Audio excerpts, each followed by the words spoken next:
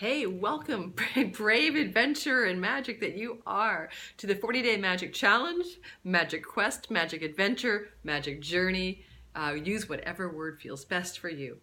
I want to tell you a little bit about why I created this program in 2015 and why I am redoing it right now with you, and what I hope to achieve with you on this 40-day journey in magic. So the first thing I want to say is I created this program for myself.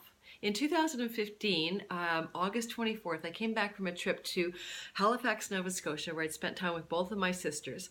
And it was interestingly my mother's birthday on August 24th. She's passed on now. And I decided out of the blue that I wanted to create a program for me to go much more deeper into a conscious engagement with the magical, synchronistic, guided, soulful aspect of being alive. And I think I came to that decision or whatever because I was facing a lot of changes in my life at the time. I was at the end of a marriage that I knew I wasn't going to stick in with, and me and my ex-husband knew that we were coming to an end of our time together. So there was that stress and wanting to do that with grace and goodwill. I also came back from that trip hungover. Like, I swear we drank an awful lot of alcohol, and I felt like I needed a spiritual detox. And just coming back from such a, it was a fun party, so to speak, but I did come back feeling like I needed to kind of cleanse the system. So magic felt like a good way to start. And when I decided to create it for myself, I only said, well, I'll invite a few friends on Facebook to join me, and suddenly I had 250 people signing up for my first trial run of the 40-Day Magic Challenge. And in all honesty, I mean, it was a spur of the moment decision to make it. So I was creating that program in the very first round as I went along, only a day or two ahead of everybody else in terms of course creation content. I've run the program one other time since then. It was called the 40-Day Magic Redo, and this will be the third time in 3 years that I'm doing this live. Now, it has been up as a standalone. You could have gone ahead and done the program for yourself at any point, but this is a group endeavor. And there's so much power, so much magic when we do it as a group. It's just like nothing like doing it by yourself. So that's the backstory of the program. Now, here's a few things going forward. One, there's going to be new content. I mean, I never leave a program untinkered with. So there's new things I've discovered in 3 years that I'll be embedding in the program. The reason I'm doing it now is one of my former participants asked me to, and I thought, well, I'll do it again with you, the two of us. And I thought, well, frig that, I'll ask a lot of people to join us. So spontaneous, spur of the moment on a beautiful new moon as Uranus moves into Taurus, a sign that we will be in for many years. Is a collective shift of consciousness. So get ready for not just a sea change within yourself at the end of this magical journey, but I believe we're witnessing a time in humanity where we're also collectively awakening. Now, I have a bunch of oracle decks that I play with, and I wanted to set the tone for this course, which begins in earnest tomorrow. So I hope you're going to get this video on the 15th, but you may watch it on the 16th, so you'll have lots to catch up on. But I play with a lot of oracle decks in terms of getting divination or oracular guidance for myself from my soul. I asked got one of my favorite decks. It's called the Sacred Rebels Guidebook, or the Sacred Rebels is the deck, and I asked for a card that would reflect what is at the heart of this 40-day magic journey together in this particular time and place. And the card is called In the World, Not of the World.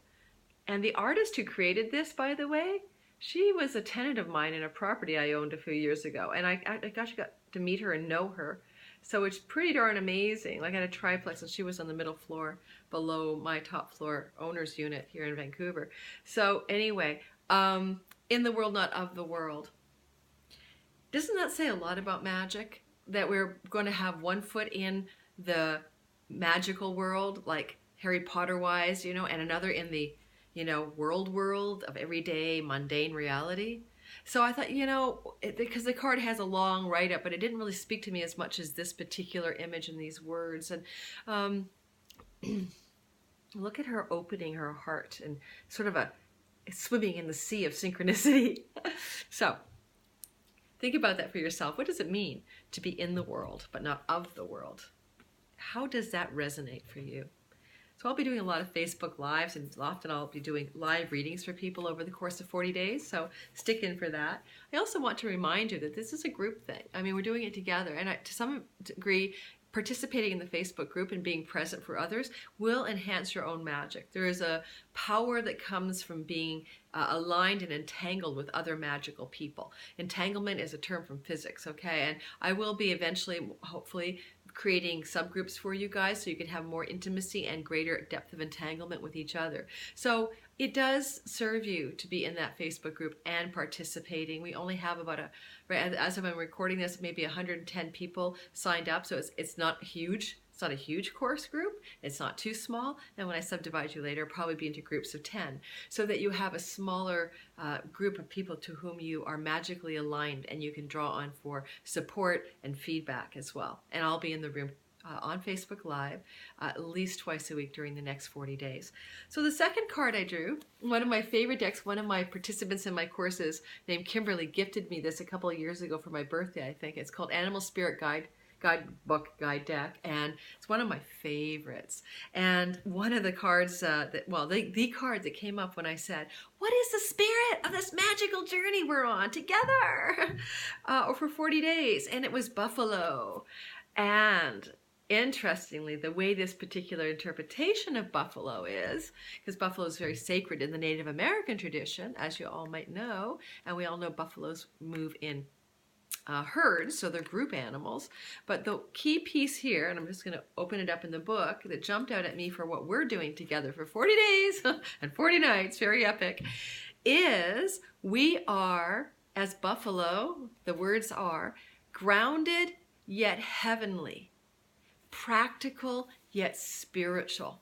Think about that. Grounded but heavenly, practical but spiritual. And as you can see, those messages are basically the same message as in the world but not of it. So we're uniting sort of our soul, where the magic resides, our divinity, with the mundane, and we're going to rock it. So you're going to learn about hypersynchronicity, crossing the synchronicity threshold, so that you can create that kind of crazy, mind-blowing guidance path, synchronistic endeavor in your life where everything's just showing you the way. But we're going to do a lot more than that. We're going to go very deep about midway through the course. And so I'm preparing you for that, because your synchronicity what's a good aperture? How big is your aperture for the divine guidance that's trying to reach you? Is it a tiny little aperture, or is it wide open? And it can only be wide open to the degree to which there's nothing blocking its opening. Like you can imagine that there's a compression field around your availability to divinity and your own guidance system in your soul, which could be like, are you a fire hose or a garden hose of availability? And the way that you can think about that is that sometimes, this compression around your ability to expand into greater awareness is the things that you hold on to, the blocks, the habits, the very human patterns. Particularly later on, we'll talk about them. They're abandonment, shame, and betrayal. So I don't want to scare you. This is not a therapy class. This is a lot of fun, but we're not going to just stay on the surface of things, okay? So welcome, welcome, welcome. Thank you for taking a jump into this. Don't worry if you don't do everything every day. And also, I don't give you something every day. There are days off. In 40 days, believe me, you have to have a break. So stay tuned, be excited, and be curious, and be open-minded. If something I send you as an assignment doesn't resonate for you, or you don't get it, that's okay. If you don't get it, you can ask me. But if you don't resonate with it and you're really not liking it, that's okay too. And another thing is, ask yourself if you're in resistance. Is something I'm sending to you as an assignment triggering something in you, or is it something you just don't resonate with? Because, our egoic minds and our personality, our small self, our infinite self, the muggle, will try to sabotage you on this journey. It doesn't want you to go to the end of 40 days and come out of it with a whole new level of Neo in the Matrix. It doesn't want that for you. It wants you to be sleeping, caught up in your muggleness. It's interesting in the Harry Potter movie, the way the muggles are portrayed. It's just kind of, you can see they're not happy people. They're miserable, right? Muggles equals miserable. Magic equals marvelous. So stay tuned to become a marvelous magical being and not to be the miserable muggle in your life anymore. I just made that up. I like it. Okay, guys, I will see you tomorrow for day 1. I'm glad you listened this long. If you did, Facebook group sign up link is in the bottom of this email somehow if you missed it. And at the bottom of this video, please be in the group. I've got less people in the group now than I do in my sign up. So some people haven't gotten over there yet. Make sure you do. Thanks for listening. Mwah.